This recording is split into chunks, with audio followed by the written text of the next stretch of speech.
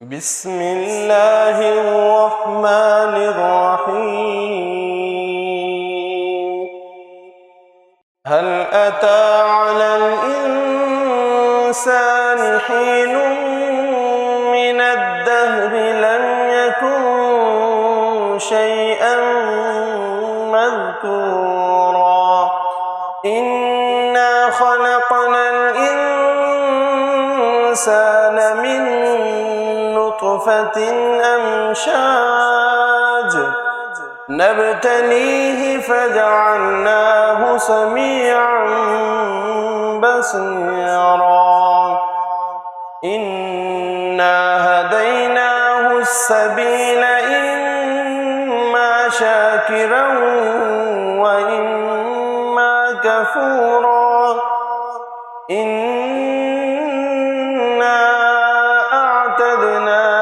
للكافرين سلاسل وأغلالا وسعيرا إن الأبرار يشربون من كأس كان مزاجها كافورا عينا يشرب بها عباد الله يفجرونها تفجيرا يوفون بالنذر ويخافون يوما كان شره مستطيرا ويطعمون الطعام على حبه مسكينا ويتيما وأسيرا إنما نطعمكم لوجه الله لا نريد منكم جزاء ولا شكورا إنا نخاف من ربنا يوما عبوسا قمطريرا فوقاهم الله شر ذلك اليوم ولقاهم نضرة وسرورا وجزاهم بما صبروا جنة وحريرا متكئين فيها على الأرائك لا يرون فيها شمسا ولا زمهريرا ودانية عليهم ظلالها وذللت قطوفها تذليلا ويطاف عليهم بآنية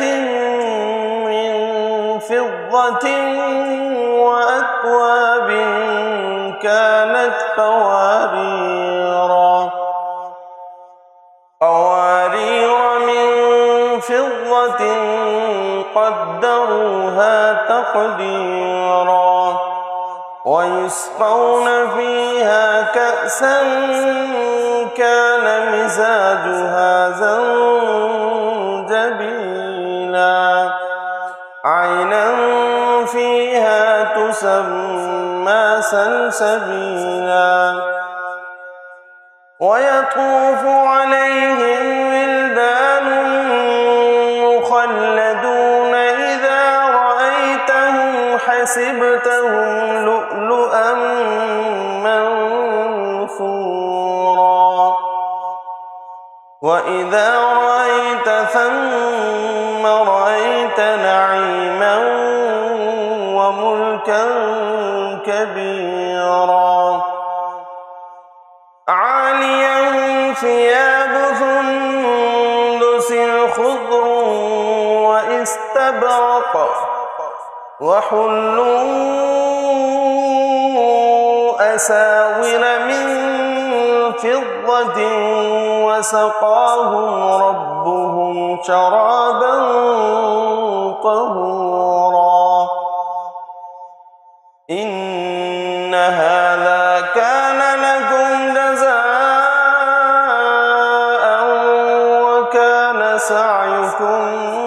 مشكورا إنا نحن نزلنا عليك القرآن تنزيلا فاصبر لحكم ربك ولا تطع منهم آثما أو كفورا واذكر اسم ربك بكرة وأصيلا ومن الليل فاسجد له وسبحه ليلا طويلا إن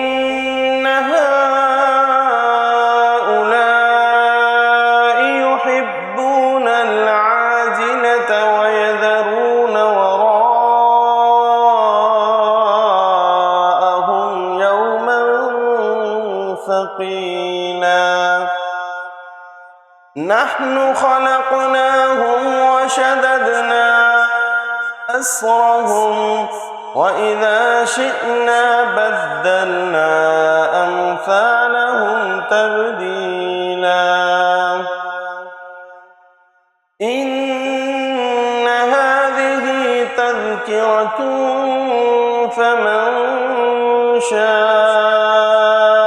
اتخذ إلى ربه سبيلا